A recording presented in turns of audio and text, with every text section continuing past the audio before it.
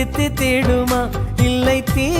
என்ற சொல் சுட்டுவிடுமா அடவும் பேரை இங்கு நான் சொல்வதால் பூ பூக்குதே ஆச்சரியமா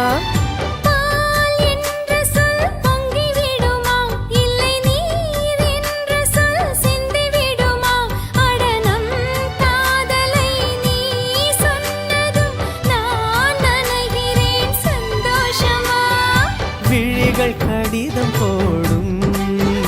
அதை இதயம் படித்து ரசிக்கும்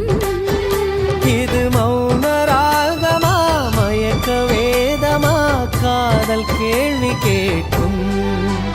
அடியே அனார்கலி